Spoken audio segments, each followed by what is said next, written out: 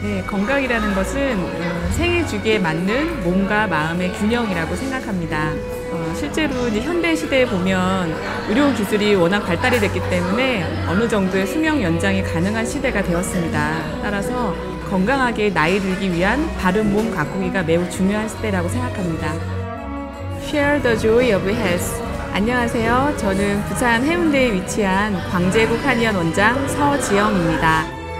제 경우는 원래는 이제 가르치는 일을 참 좋아했었어요. 그래서 교육계 쪽으로 생각을 많이 하고 있었는데 여고 시절 때 고등학교 2학년 담임쌤께서 저를 이제 그 당시 학생회장으로 만들어 주시면서 한의사라는 직업을 처음으로 소개를 해주셨어요. 사회봉사도 할 수 있고 또 나름대로 보람이 매우 큰 직업이라고 생각하신다면서 적극 추천해 주셔서 그때부터 생각을 하고 전공을 해서 지금에 이르렀는데요.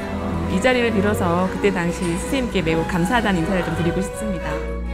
여가 시간에는 평소 제가 관심을 많이 가지고 있는 동양학 분야의 공부를 좀 하고 있습니다. 동양학이라는 분야가 꽤 넓은 몇 가지 광범위한 분야가 있는데 사실은 동양학이라는 학문 자체가 한의학의 경전인 황제내경의 웅기학을 기본으로 하고 있거든요.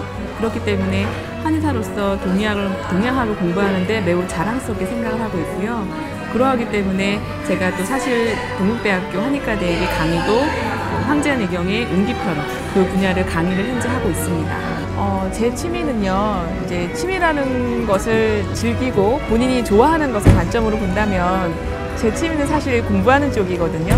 사실 현재 제가 동양학이라는 광범위한 학문 분야에 매우 재미를 가지고 공부를 하고 있고요.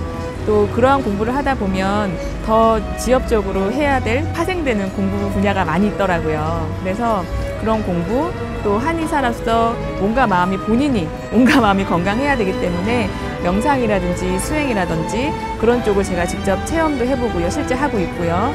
또 그와 관련된 학문 분야에 공부하는 것을 취미생활을 하고 있습니다. 예, 제 학창시절을 좀 돌이켜보면 사실 저희 학번은 여학생 수가 상대적으로 많이 적었습니다. 그래서 보통은 대학에 들어가면 여러 가지 학내 동아리에 참석을 해야 하잖아요. 하지만 여학생 수가 적다 보니까 학술 동아리는 참여를 다 해야 하고 또 그 외에 학술 동아리 말고 예를 들면 그룹 사운드라든가 이제 노래 동아리 이런 쪽에도 가입을 의무적으로 했어야 됐어요. 특히나 저는 사실 그러한 끼는 없는데 피아노를 치거나 건반을 다룰 수 있는 사람이 저밖에 없는 상황이어서 할 수 없이 그런 곳에도 참석을 해서 활동을 좀 하게 되었고요.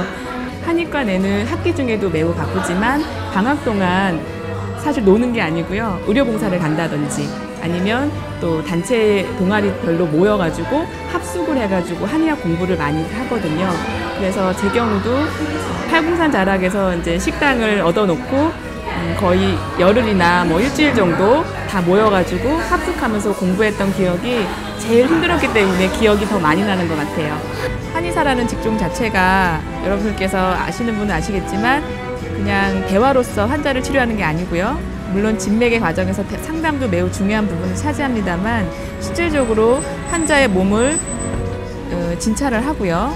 그리고 또 환자의 시술하는 데 도구로서 가장 중요한 침을 하고 있잖아요. 침 시술 또는 척추 교정을 하는 데 있어서 교정을 하다 보면 본인의 몸에 체중을 싣거나 등을 많이 구부리고 하는 자세에 많이 노출이 돼요. 제 경우에는 사실 제가 실제로 해보고 효과도 많이 보고 저희 환자분들께도 많이 추천해드리는 운동 중에 하나가 바르게 걷기 운동, 또 한 가지가 이제 필라테스라는 운동이에요. 요가와는 조금 다르고요.